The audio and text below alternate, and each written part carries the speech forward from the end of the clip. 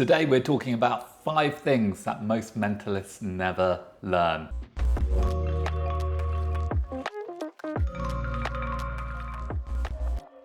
Now, it's a beautiful day here in the UK, so I'm going to get myself a coffee, get ready, and then I feel like I'll talk about this while going for a walk. Let's see.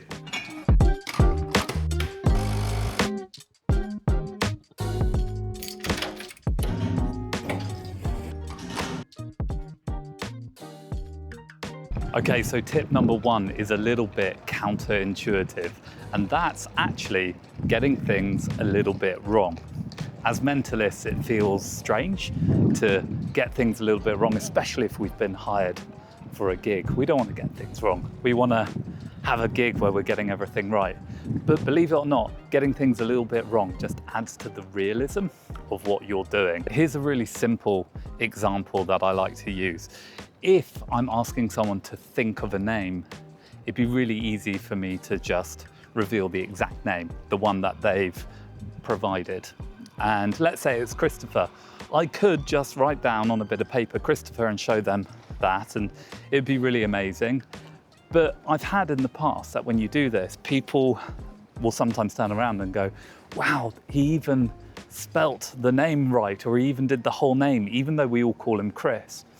So whenever I'm performing, I'm looking at opportunities to essentially change a little bit from what they've given me to something else. So for example, if someone writes down Chris, I might write down Christopher. If someone writes Christopher, I might write Chris. And this can be done for lots of different things. For example, if someone was thinking of an animal and you knew they were thinking of a cat, I might put down tiger or puma.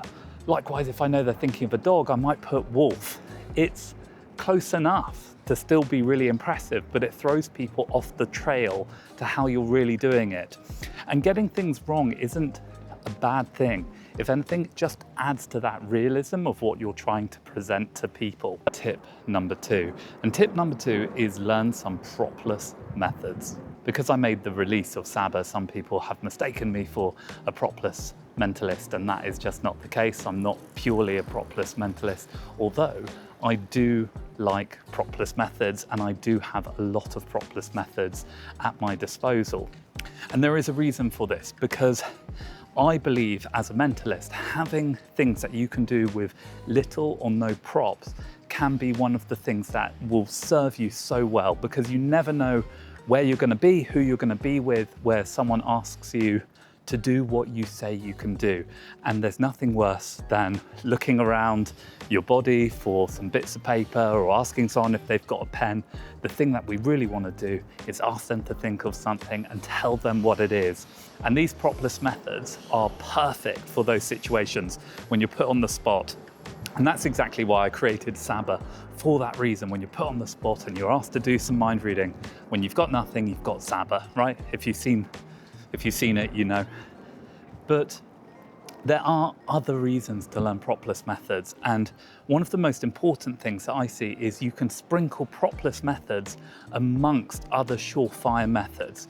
So what I mean by this is, for example, you've gathered some information, you know someone's birth date, or perhaps you know their PIN number, their name, whatever it happens to be, you've gathered some information. Being able to do a Propless star sign reveal in conjunction with that, so you have one person think of their star sign and you have another person thinking of a name, you can actually do these reveals at the same time. And the beautiful thing is, one has been written and the other is just thought of. So essentially it cancels out the other method. So if you've never been into Propless, I think this is one of the best reasons to get into it. Not just to be able to do something on the spot, but to be able to cancel out the methods that you've already got. Add as well, if you've never explored the world of Propless, place to start, one of the best places to start is with what's sometimes called Magician's Choice, or it's sometimes called Equivoke. It's a great place to start. It's one of these things you can do anywhere, anytime. Definitely look into some psychological forces and psychological techniques. Definitely look into Psychological Subtleties by Banachek for that. Any work of Pete Turner or Fraser Parker. Of course, my product SABA, but there's other ones. There's Fraser has Progeny, Mantis, and also Reed Ferry has just bought out his Trident release as well. So they're all worth checking out. And essentially, None of them are claiming to be the only thing you're ever going to do, but they give you a method that can be used anytime, anywhere, and can be mixed in with other things. So I just really highly recommend learning Propless methods, and that includes all of it, progressive anagrams as well. Pete Turner's progressive anagram for a star sign, it's fantastic. So highly recommend Propless methods. Okay, and tip number 3 is to start performing for real people and not just magicians. Look, I get it. I'm a member of the Magic Circle. I go there most Mondays. I have loads of magician friends, and it tends to be the first place that we go to when we're trying out a new routine or we want to show something that we're working on. Here's the problem. When we're showing magicians our routines and our effects, we're more concerned about the method. Does the method fool us? Is the method different? And the reality when it comes to mentalism is that the method is kind of insignificant. There's 1,000 different ways to do the same thing. And often it doesn't matter which method you're using.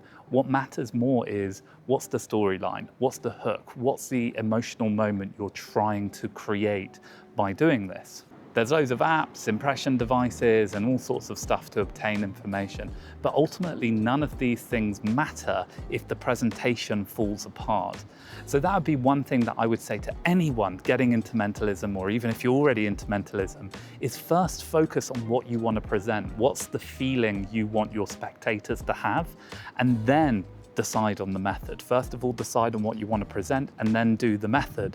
If you do the method first, you're going to try and look for a presentation that works with that method just because you like the method. And quite often we'll get validation from other magicians saying, oh wow, that's really cool, I've never seen that before, or that's really interesting and different. And because of that, we feel like it's a good effect because perhaps it's fooled magicians a little bit, but it doesn't necessarily make it interesting for everyday people. I was about to start speaking, but there's a helicopter taking off. So yeah, don't think we'll keep going.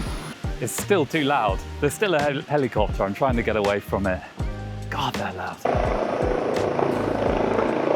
Okay, here we are at tip number 4. And I promise you, hang around until tip number 5, where it's not going to be something you're going to expect. So tip number 4 is a simple one because it's called keep it simple. That's right. So often in mentalism and in magic, we overcomplicate things. And it's great to have a really cool routine that has loads of different elements to it. But sometimes I think we're doing it because it feels cool to us rather than it actually being a good routine. And I tend to follow the structure, keep it simple. If our audience can understand it, it's more memorable and they're more likely to share that story. So if you find yourself doing mentalism where first you read their mind, then that person reads someone else's mind, and then there's a prediction, and then the prediction is written in the sky or whatever it is, sometimes it's too much, because if people go think back to it and they can't really remember what it's all about, it can sometimes just become a bit of a blur and actually end up downplaying the first amazing thing you did right at the very beginning. So when I'm constructing a routine, I tend to think, keep it simple. If I can keep it simple and it's easy for someone to understand, it's easy to get, it's clear and straightforward, then for me, that is a good routine. Okay, and tip number 5, the one we've all been waiting for, probably the most controversial one that I'm gonna say today, which is to use your intuition. That's right, use your intuition and actually try and do it for real. Try and be an actual real mentalist, which sounds crazy, I know, but what you'll be surprised is how good your intuition is. Sometimes just asking someone, hey, you're not a Aries sign, are you? You'll be surprised, 1 out of 12 times, just statistically, you'll be right. But when you are, it's amazing. If you're not, it's not a problem. You can just make a joke, you can move on, or you can go into an effect that involves star signs. Personally, I just make a joke and say, oh, well, that's a good thing, because at this stage in the lunar cycle, we wouldn't get on. But essentially, just throwing things out there can be one of the most powerful things you can do in the art form, because they have no one has a way to backtrack that. There is no method other than just guessing something. And this isn't just for signs, this can be for names, it can be for locations, it can literally be for anything. And I wouldn't use it as the method or part of a show or anything like that. In fact, I would more think of it as like sprinklings that you put on top of the show, right? So just when you're doing another effect, just throw out a name, say, hey, does the name Eric mean anything to you? You may find that that one time you use a name, it happens to be that person's boyfriend or their brother or whatever it happens to be. But there is no harm in doing it. The worst thing that happens is that they go, no, and you just go, okay, well, I don't know why I'm getting that. We'll maybe come back to that later. And then you never come back to it, essentially. There are ways around this. But by doing this, not all the time, but just amongst your other routines, you'll find that more and more you'll be right. And for some reason, sometimes our brain just conjures up things, and I can't tell you why or the reason for it, but sometimes it's just right. And I don't think it's a psychic thing. I think it just gathers information as we live our lives and it puts it all together, and somehow it learns that for some reason at this moment you need to say this name, this month, this sign, this playing card, whatever it happens to be. So that is my last tip for today, which is use your intuition.